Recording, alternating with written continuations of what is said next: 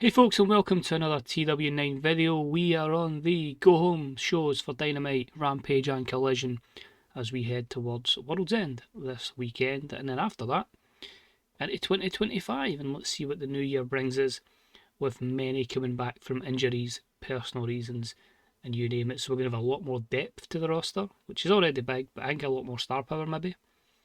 And then obviously we go straight into Wrestle Dynasty, so yeah, there'll be some random matches that we put forward for that. But this one's quite good, this show. Obviously, with the semi-finals of the Continental Classic, so we'll see who'll be facing who at the pay-per-view. And I think it tells a lot of the stories and gets them across the line. So there's heat behind them going into the pay-per-view. So I'd quite like to get to the show and the pay-per-view, end a lot of the storylines, and then start 2025 with new beginnings. So sit back, chill, relax for another AEW Dynamite, followed by Rampage and Collision. Let's do it. So we are live at the Devlin Fieldhouse in New Orleans, Louisiana. And we start off with the number one contender for the AEW World Championship, Darby Allin, and he's taking on the champion's fellow stablemate in the form of Pac. We had a match that had good wrestling and a decent reaction from the crowd as Darby Allin defeats Pac in 14:20 with a coffin drop and made this steal the show. Pretty happy with it. It gives Darby a massive victory going into the match against Claudio. Overall a 70, the wrestling being a 70, and you can see there 76 for his rating. Pac really off his game, so this could have been even higher. You probably would have saw Pac in the 70s as well. The Bryan's final run storyline advances and gains heat. But good to know that these two have good chemistry, and we can go back to that if need be. But the bastard Pac is pissed off with that, and the champion wants an upper hand on his challenger. So we have a 5-minute annihilation, a beatdown, as the champion Claudio Castagnoli, alongside stablemate Pac, send Darby Allin packing. He's basically not stretchered out, but helped out by referees. Will he be 100% coming into this weekend's event, this Sunday, of course? We don't run pay-per-views on a Saturday, so it doesn't mess with Collision. Sadly, though, only a 59, and the storyline lost a little bit of heat because of that. We then moved on to TBS title contention, and we had a decent matchup that saw Chris Statlander defeat Dr. Britt Baker DMD in 8:02 by a rare submission victory. So this one, 47 overall. Sadly, Britt was not happy to put Stat over, so we had to obviously protect her in defeat. That's why I also made it storytelling. So you lose some points because of that. You gain some points because of the good chemistry and that lift in the match. But you also lose points as well for Britt still being in extremely poor form. But it's just to give Stat some momentum going into World's End, as she is about to face Athena. And she says, "Look what Mama Stat has just done to Dr. Baker DMD. What is she going to do to you, Athena? You know, she is going to take that TBS title back to Long Island." So that was a 49 promo from Statlander. Next up, we had the Women's Champion in action. She wanted a cheer-up match before she defends against Toni Storm. What better person to have than returning from injury was Mina Shirakawa, so our old friend. And decent matchup saw Mariah May defeat Mina Shirakawa in 10:17 with a reverse bulldog. 52, 45 and 54 is not bad, it's not horrible, it's not great. But we'll take it. It gives her momentum, it gives her a match to help develop her skills into the pay-per-view, and the storyline gains a bit of heat. And a good old-fashioned brawl between the two of them is a 59. Also, advancing the storyline. No! In the semi-final, these two didn't click. That's a shame, but it was a bout that had some good heat and decent wrestling. And Kazuchika Okada defeats Wheeler Yuta in 12:23 with the Rainmaker. So this was a Continental Classic Final 4 matchup, and it puts Okada into the final, so he'll be defending the Continental Crown and the Championship in the same match.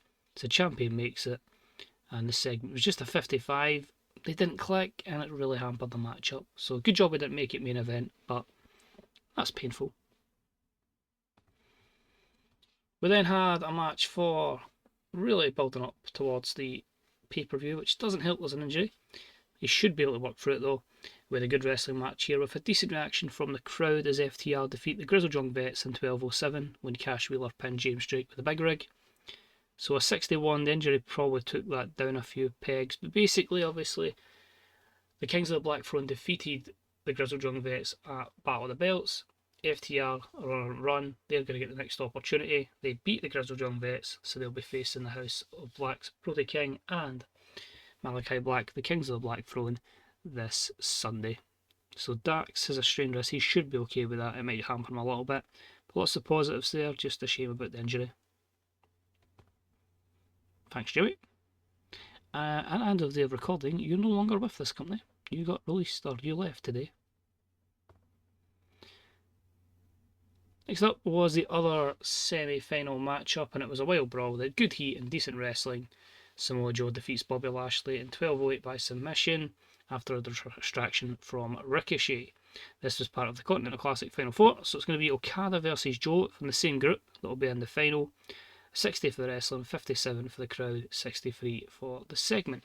So you're probably wondering, right, Continental Classic, no interference. How can we do a distraction from Ricochet? Let's just play his theme song and his Videotron on the Tron and not actually have Ricochet appear, causing Lashley to get caught in the Kikuina clutch and pass out. So technically didn't submit, but they count it as a submission victory. So Joe Okada for the Continental Classic this Sunday. We then had a very aggressive promo between Hangman Adam Page and Mick Foley. Mick says, he didn't want to get caught up in this kind of stuff, but obviously Hangman must have heard that Mick Foley was looking for one final match to go out on, the most dangerous match possible. And if everything is all good, we're aiming to have that as a death match. Mick Foley says he's going to take Hangman. He thinks he's been to places, Bump Swerve's house, whatever. He's going to take him to a place he's never been before. So just watch what you've just awoken, Hangman. So a 6-8 for that. I can't believe I'm actually going to do Hangman v Mick Foley, but here we are. And our main event, I was hoping this was a bit better. Obviously, we saw the shenanigans where CMLL put the title on Magnus. I was like, nope. I was hoping these two would have had an absolute barn burner, but Ospreay couldn't carry it. Decent matchup while Ospreay defeats Magnus in 14:27 with a hidden blade. Made it steal the show, put the title back on Ospreay. CMLL, don't fuck my plans. 61 for the wrestling, 38 for the crowd, 68 for the segment, while we're 75. Magnus with a 46. Well, this is taking place though. The House Syndicate get the upper hand, or the House Syndicate, the Hurt Syndicate get the upper hand on Ricochet, as Hobbs and Shelton Benjamin beat the living crap out of Ricochet and Laugh, which was a 47. Obviously, Lashley's had his match earlier on. And we finish it with Will Ospreay saying, I'm going to go back and help my bruv.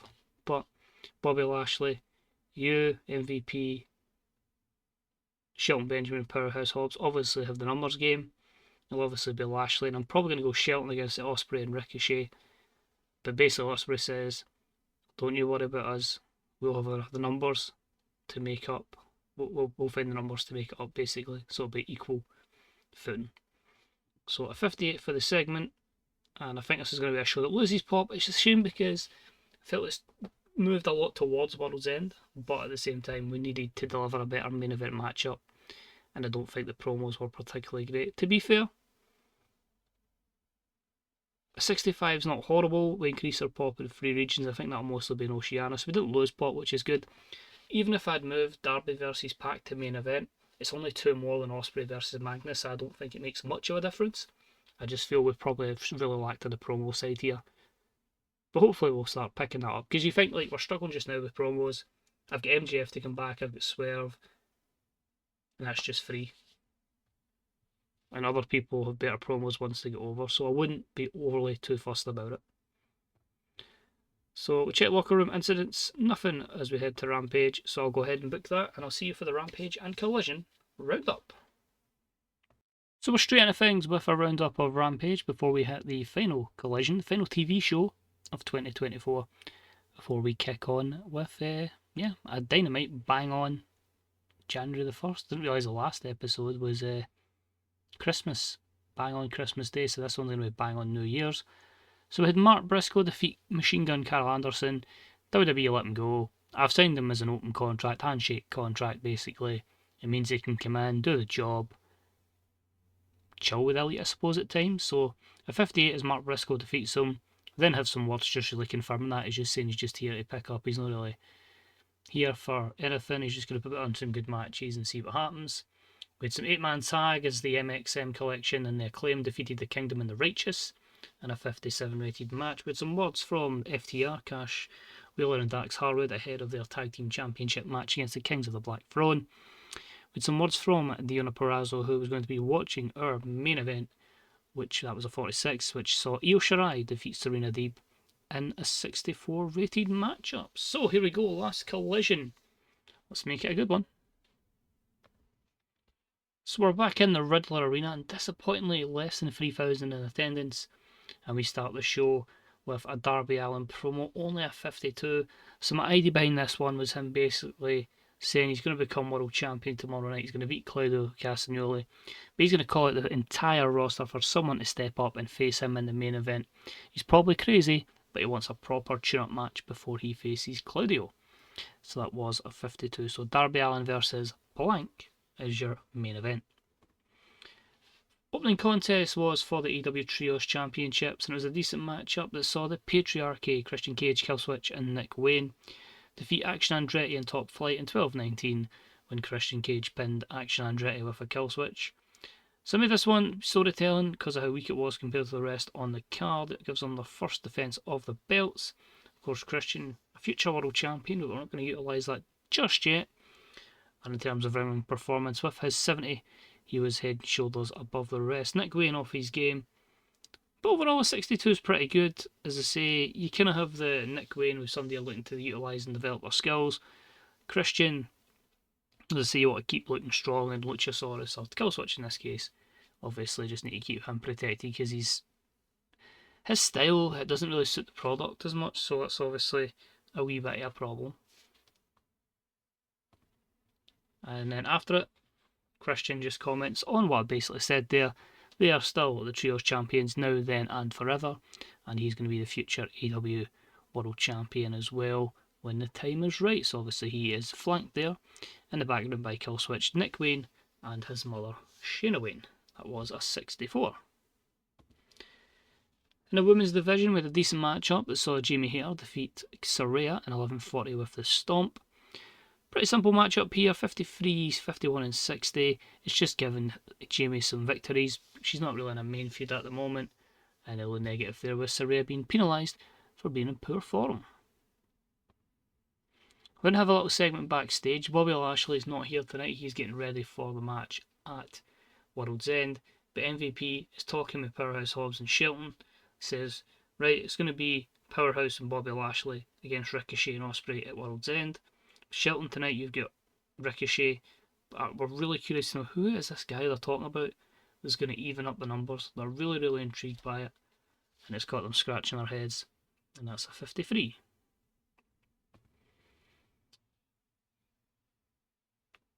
The match itself, though, was about a good wrestling match. It was a decent reaction from our audience, and Shelton Benjamin defeats Ricochet in 13:25 by pinfall after he illegally used the ropes for leverage. I made this one steal the show to see if Shelton could certainly hang. Ricochet was fantastic with a 78. Shelton with a 56, and overall the segment was a 73. So in truth, could have main evented. Pretty good stuff there. So it obviously puts a bit of doubt in the mind. Are Ospreay and Ricochet going to pick up the win? You know, the momentum is firmly with the Hurt Syndicate. Next we had some words backstage. It was Chris Jericho alongside the remarkable Renee Paquette. And in this instance, Chris has just said maybe 2024 wasn't great for Chris Jericho. It's maybe time we see the end of the learning tree, and it's maybe time for a reinvention in 2025. So he just walks away, a wee bit of doom and gloom. I'm going to see what I can come up with Chris Jericho. But yeah, it was a 68 segment by him. Then had a little video package on Mick Foley. It just shows him getting into shape, getting ready for this matchup tomorrow night. It's just basically just saying to have a kid in the background, and just say to them, this is going to be as vicious as that video from 99. Rumble 99, I'm sure. But was it Rumble 99? Him versus The Rock anyway for Beyond the Mat. He might get a big boo-boo, but he is certainly ready to knock the crap out of Hangman Page. So that's a 48 segment. Next up, decent matchup, Wild Brawl. Daniel Garcia defeats Carl Anderson in 12:24. 6th defence of the AEW TNT title. Not the best match type for him, but I wanted to give it one aim because I had to put it in somewhere. and Machine Gun wasn't quite good for anything else. So 50 overall, and another win for Garcia.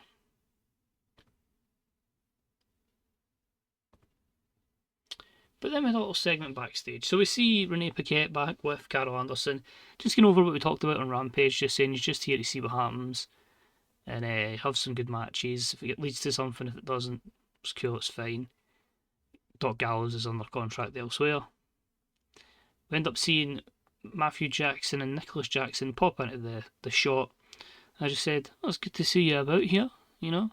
Just remember, your EVPs are good friends of yours. If you ever need a wee bit of help, just let us know. So a 59 for the segment overall, 258s, all good there apart from Machine Gun being poor off script. So I might just add them into the Elite, give them an extra body, I'm unsure at the moment. But yeah, 59 there. When you've got something like that, you need to touch on the history, that's the point of the segment. Next up, a good wrestling match that had a decent reaction from the crowd as Io Shirai defeated Donna Purrazzo in 1406 with a moonsault press. I was tempted to put it on pay-per-view, but I felt like with no title on the line, it was probably better as one of the main matches on Collision, and they certainly clicked well together. A 66 for the wrestling, a 70 for the segment as a whole. Could have main evented. We're going to have some words from Mercedes Moné alongside Camille, and she's basically said she will not be on the card tomorrow night. She will not be defending her New Japan Strong Women's Championship, but she's going to have a massive celebration, a title match on the 1st of December Dynamite as she looks to go and get more gold. On top of that, in 2025, aka start descending to the world title, or ascending anyway. Our main event, and about had some good wrestling and a decent reaction from the crowd to send the crowd happy going to the pay-per-view. Darby Allin defeats Roderick Strong in 15:04 with the coffin drop. So 72 wrestling, 54 crowds, 74 for the segment. 74 and a 69 in terms of performances. Darby Allin and Roderick Strong had good chemistry, it lifted the match. And a 71 overall. I wouldn't say we were particularly great on promos, but we did have some good matches there. As I say, that's at least 3 that were in the 70s, so we're building up there. Promo-wise, your best is probably Christian with a 64, so maybe even could get higher, but 71 is still very, very good and increases our popularity in 13 regions. So financial report, $500,000 profit. Obviously we're down to 89 because of the AEW network. Popularity up to 65 in some places and a 54 in New South Wales. And yeah, we'll see if there's any news here as we get ready to go and book World's End. I'm just going to run through some of the card while this is loading. So AEW Tag Team Championships on the line. Kings of the Black Throne defend against FTR. We'll have the TBS Championship on the line as Athena defends against Chris Statlander. Hopefully in a death match, but it might just be the most vicious match I can get away with. We will have Hangman Adam Page versus Mick Foley. Tag team action, we'll see the International Champion Will Ospreay team up with Ricochet to face the Hurt Syndicates, Bobby Lashley and Powerhouse Hobbs. Women's title on the line is Mariah May defends against Timeless Toni Storm. We have John Moxley take on Wheeler Yuta in what could be a hell of a contest. The Continental Classic is on the line, and the Continental Championship on the line as Kazuchika Okada takes on Samoa Joe. And the AEW World Championship, Claudio Castagnoli defends against Darby Allin. And I might add 1 or 2 more matches to that, like Tony does. So TNA's Nick Nemeth goes back to WWE. Shane Helms, who hasn't been a chief enforcer for a while, has lost that pretty quickly. I don't know if that'll...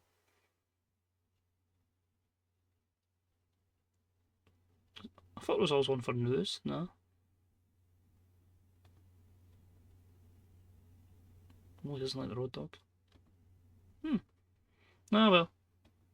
It's definitely under personal details, but basically he's got the position and then lost it. That just shows you WWE. Oh well. The chief enforcer is Finn Balor. Big Ferg. Collision, drawn a lot of praise. Anything else here that directly affects us? Oh, Conan's arguing with people. One called Manders, 2 of them are arguing in GC Dub. Dragon Gator rejecting Dragon Dyer. Fuego del Sol's hurt as well. Athena has confirmed to re-sign for 3 years on a written contract to let her wrestle elsewhere if she wishes. But I don't know why that gave me that option, but anyway, she's signed anyway. And yeah, Nicole Matthews is going to be signed. If she was for ROH, is it definitely put her in ROH?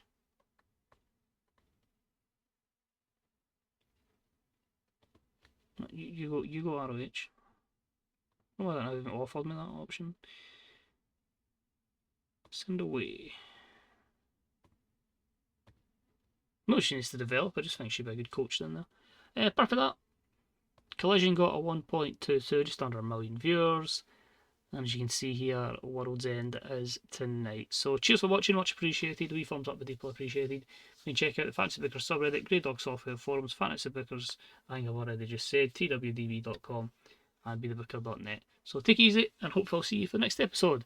World's End 2024. See you later. Bye bye.